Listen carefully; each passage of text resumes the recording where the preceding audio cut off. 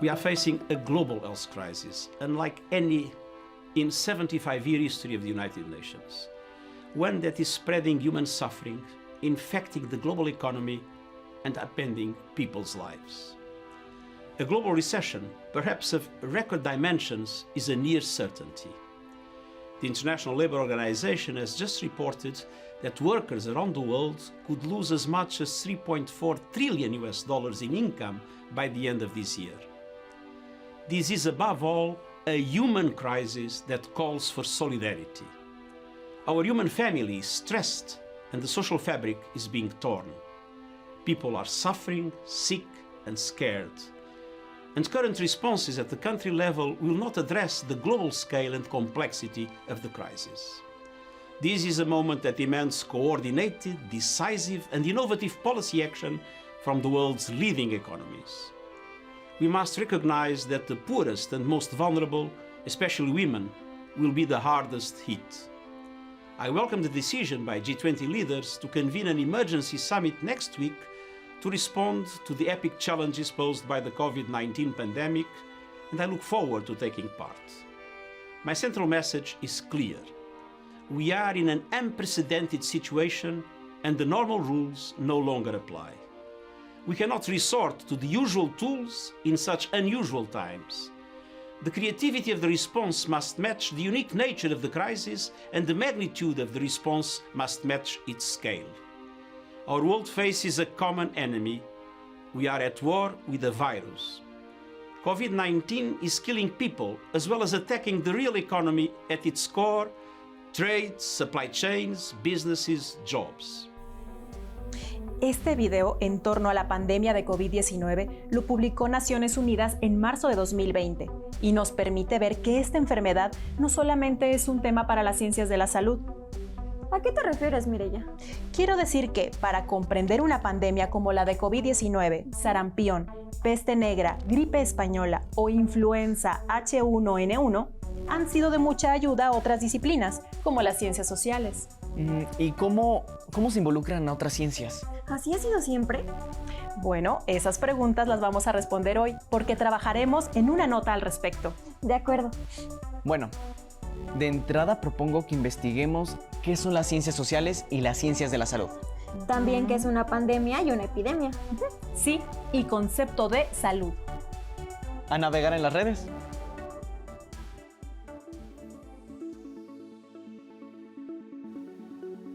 Sobre las ciencias sociales, aquí dice que estudian la forma en que se organizan las sociedades humanas y el comportamiento de cada uno de sus miembros, que de manera general, su misión es determinar realidades objetivas, concretas y precisas sobre diferentes situaciones, hechos o experiencias de la vida humana. Y también que se divide en diferentes disciplinas, como la economía, la geografía, las ciencias políticas, la sociología, la historia y la demografía. En pocas palabras, nos ayudan a comprender cómo funciona la sociedad. Yo encontré que las ciencias de la salud en su conjunto entrañan los conocimientos necesarios para la prevención de las enfermedades, la promoción de la salud y el bienestar tanto de una persona como de la sociedad. Utilizan diferentes disciplinas que se dedican o están orientadas a la salud de los seres humanos, como la física, la biología y la química, así como de algunas ciencias sociales como la psicología y la sociología. Los propósitos de la ciencia de la salud son mantener, reponer y mejorar la salud, prevenir, tratar y erradicar enfermedades y estudiar procesos vitales de los seres humanos y los organismos relacionados con la vida, la salud y la enfermedad. A ver, un brote se refiere a dos o más casos asociados epidemiológicamente entre sí en una zona donde no existía el padecimiento. Por ejemplo, una o dos personas que en una comunidad, un pueblo, un barco, una institución cerrada o un país presentan un padecimiento raro. Una epidemia puede ser considerada como la consolidación simultánea de múltiples brotes en una amplia zona geográfica y generalmente implica la aparición de un gran número de casos nuevos en poco tiempo. Mientras que la pandemia es una epidemia que se ha extendido por varios países, continentes o todo el mundo y que generalmente afecta a un gran número de personas. De acuerdo con la Organización Mundial de la salud es un estado de completo bienestar físico, mental y social, y no solamente la ausencia de afecciones o enfermedades. Ya que hemos identificado estos importantes conceptos, podemos comenzar a contextualizar la relación entre las ciencias sociales y las ciencias de la salud. Podríamos hacer un recorrido histórico sobre el tema. Ah, claro, sí, me parece una muy buena idea. A mí también. Por favor, avancen con esa investigación. Sí, Mireya. Al rato te presentamos un avance. Sí, claro. En el siglo XIX, Rudolf Virchow tuvo una idea revolucionaria. Dijo que la medicina era una ciencia social, cosa que no se comprendió bien hasta mediados del siglo XX. Es que cuando surgieron las ciencias sociales y las ciencias de la salud, cada una tenía campos de estudio bien definidos. Las ciencias de la salud se concentraban en prevenir y curar enfermedades y en la rehabilitación de las personas. Luego de la Segunda Guerra Mundial, las y los profesionales de las ciencias sociales comenzaron a trabajar en ministerios de salud y esto impulsó los conocimientos sobre la situación social de las enfermedades. Al campo médico se incorporaron las dimensiones sociales y culturales como factores para mejorar la calidad de vida de las personas. Y al mismo tiempo, se entendió que la salud y la enfermedad eran fenómenos biográficos, relacionales y universales en un tiempo y un espacio. La investigación social de la salud llevó a un planteamiento fundamental. Había que investigar desde dos perspectivas. Una, las relaciones médico-paciente y dos, las relaciones institución de salud-pacientes. En el primer caso, desde la sociología, la psicología social y la antropología, se estudió la construcción del rol médico y la manera en que las y los profesionales de la medicina se vinculaban con sus pacientes y sus familiares, también con el personal paramédico y cómo manejar sus propios sentimientos para no ser afectados por el sufrimiento ajeno. En el segundo caso, desde la ciencia política y la economía, se estudió la influencia de las instituciones en la salud de las personas. Por ejemplo, se encontró que, en Tailandia, la estructura de los servicios de salud impedía tratar la malaria de manera eficaz. Por otra parte, para explicar la enfermedad desde lo social, se investigaron las causas naturales de los padecimientos, es decir, en lo biológico, pero también desde el comportamiento de las y los pacientes y desde las condiciones sociales que producían alguna enfermedad. Los estudios sociológicos de la medicina permitieron ver a la salud como un proceso dinámico, responsable, participativo y equilibrado, que busca el bienestar de cada persona en una comunidad. Además, ayudaron a la generación de programas preventivos, a fortalecer los derechos de las personas enfermas, así como apoyar la participación comunitaria en los programas de salud y mostrar que la salud es necesaria para el desarrollo de una sociedad. La información que reunieron nos da una idea de cómo se vincularon las ciencias sociales y las ciencias de la salud. Solo hay que agregar que en América Latina este proceso fue un poco más lento, ya que los estudios universitarios en sociología, antropología y psicología comenzaron mucho después que en Europa y Estados Unidos. Creo que debemos investigar cómo se vive en México la vinculación de estas ciencias. Una voz experta es lo que necesitamos para comprender bien este tema. ¿Puedo hacer la entrevista? Claro. Enseguida me comunico con él. Ok, yo preparo el equipo. Muy bien, chicos. Sí.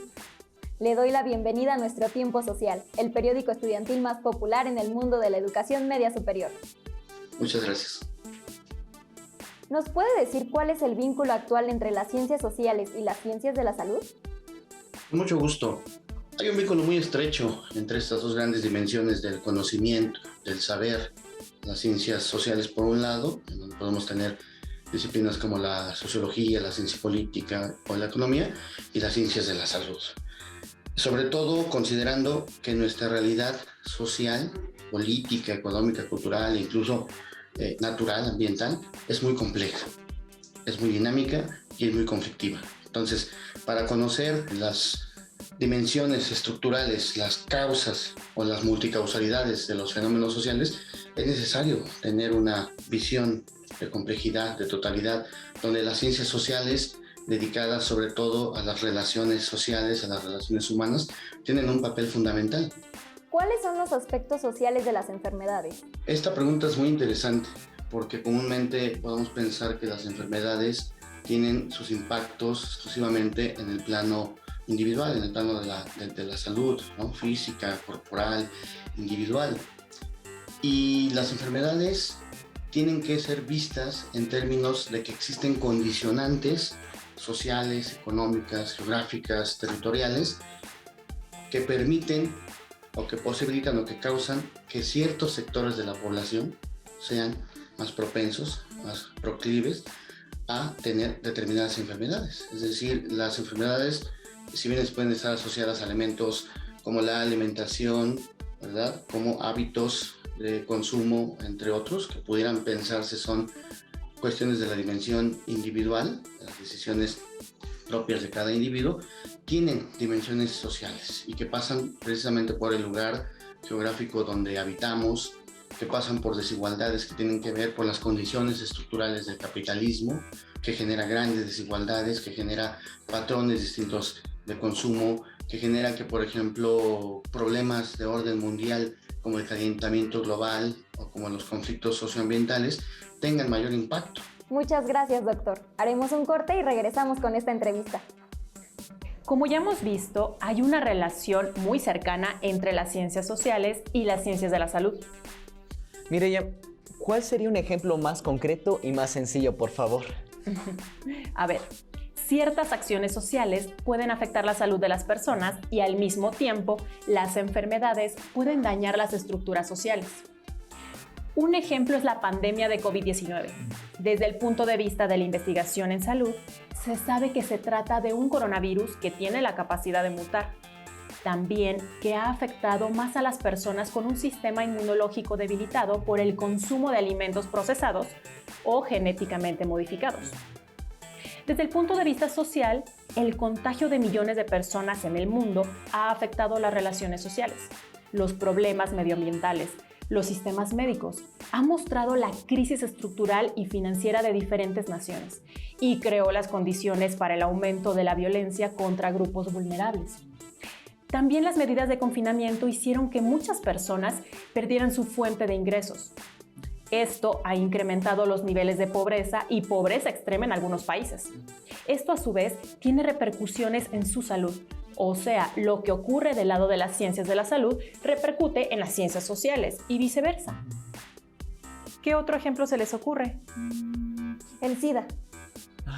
El síndrome de inmunodeficiencia adquirida o SIDA es una enfermedad provocada por el virus de inmunodeficiencia humana o VIH, que daña el sistema inmunológico de las personas, a veces hasta el punto en que el cuerpo no puede resistir ya ninguna enfermedad. Esta enfermedad afecta las relaciones sociales, porque las personas con VIH son estigmatizadas. Por mucho tiempo se dijo que solamente las personas que se prostituían, se drogaban o eran afrodescendientes adquirían VIH, y eso no era cierto. También se convirtió en un tema de derechos humanos por la discriminación, pues no todas las personas infectadas recibían la atención médica necesaria. Entonces, cuestiones sociales y de derecho afectaban el cuidado de la salud. Muy bien, chicos, van identificando cómo se entrelazan las ciencias. Gracias a esto hay grandes avances en la comprensión del desarrollo de las enfermedades en el ámbito de la salud y en el ámbito social. Ahora hay que saber cuál ha sido el impacto de estas enfermedades en números para comprender mejor el tema. Entonces, llegó el momento del dato. De acuerdo con la Universidad Johns Hopkins, al 16 de noviembre de 2021 se han reportado en el mundo 254.589.930 casos de COVID-19, 5.122.000 fallecimientos y 228.468.670 recuperaciones. El Centro Chino para el Control y la Prevención de Enfermedades reporta que alrededor del 80.9% de las infecciones del nuevo coronavirus son leves, 13.8% son graves y el 4.7% son crónicas y presentan insuficiencia respiratoria y multiorgánica y shock séptico. Esta última tasa representa una mortalidad menor en comparación con otras enfermedades. Por ejemplo, el SARS en 2003 presentó una tasa de mortalidad del 10%, mientras que el MERS de entre 20 y 40%. Por otro lado, la rabia tiene una tasa de mortalidad cercana al 95% y el ébola una tasa del 50%. Ahora bien, respecto al VIH, cuyo primer caso en México se reportó en 1983, el Centro Nacional para la Prevención y Control del VIH y el SIDA anota que para noviembre de 2019, en nuestro país se habían registrado 301.182 personas contagiadas, de las cuales 178.310 se encontraban vivas, 108.538 habían fallecido y 16.077 aparecían con un estatus desconocido. Estas cifras se traducen en 3.014 defunciones anuales por esta causa. Tomando el caso concreto del COVID-19, ¿nos puede explicar cuál es la participación de las diferentes disciplinas, por ejemplo, de la medicina, el internacionalismo, la epidemiología, la biología, la actuaría y el derecho, incluso de alguna organización como la Cruz Roja o la Organización Mundial de la Salud?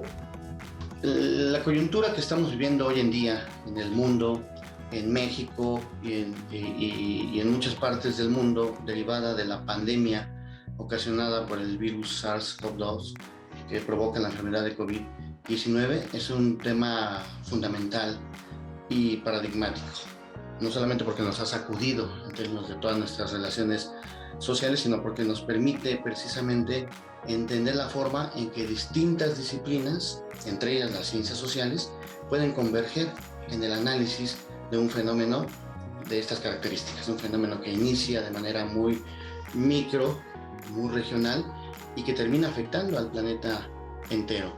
Entonces, cuando nosotros tratamos de entender la forma en cómo una organización como la Organización Mundial de la Salud o la Cruz Roja Internacional, como me lo preguntan, intervienen, pues es importante considerar que en estas instituciones hay profesionistas de distintas disciplinas científicas, sea de las ciencias de la salud, de las ciencias biológicas, sea de las ciencias sociales, ¿no? Incluso desde la perspectiva de las humanidades y las ingenierías, porque problemas como este del COVID-19 de gran complejidad necesita que, por ejemplo, los médicos puedan determinar concretamente cuáles son las causas de este virus, qué factores ambientales existen para que se propague y se viralice de tal manera que pueda convertirse en una pandemia, especialistas en relaciones internacionales o en geografía que nos permitan entender precisamente cuáles son los patrones que siguen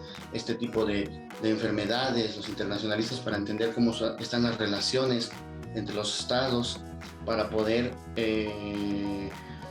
generar condiciones de ayuda mutua, de cooperación internacional o evitar que ciertos países más poderosos, como sucedió en algunos casos, acaparen los insumos propios para atender los efectos de esta enfermedad. Por supuesto, sociólogos y politólogos que puedan comprender que esta enfermedad y sus causas, pero sobre todo sus efectos, tienen dimensiones sociales que trastocan nuestras relaciones sociales, desde relaciones amplias, complejas, globales, como las relaciones entre los estados, nación, relaciones entre el Estado y los distintos grupos que componen una determinada sociedad, relaciones laborales, todos los cambios tecnológicos que nos vemos obligados a hacer valer para atender las necesidades en las etapas de confinamiento. Por último, doctor, ¿cuáles son los retos que actualmente enfrentan las ciencias sociales para atender los temas de salud en México?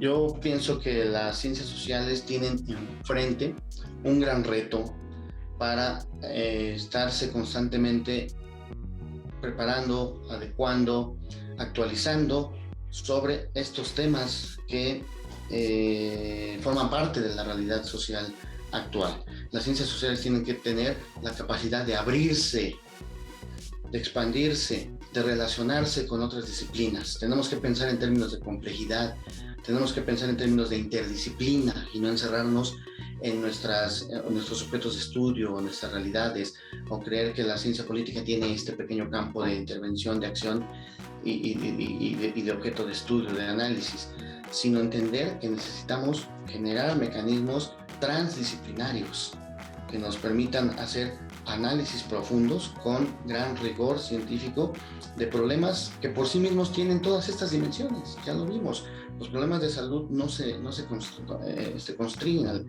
al campo de la salud, sino que tienen dimensiones y determinantes sociales, históricas, culturales, políticas, económicas, territoriales. Y eso obliga a las ciencias sociales a tener una actitud de reciprocidad, de apertura, de diálogo permanente con las disciplinas científicas, sean estas médicas, sean desde la psicología, sean desde la biología, la física, las ingenierías, las humanidades. Hoy en día necesitamos también incentivar el conocimiento de las humanidades y de las artes, porque desde ese punto de vista podemos comprender de mejor manera lo humano.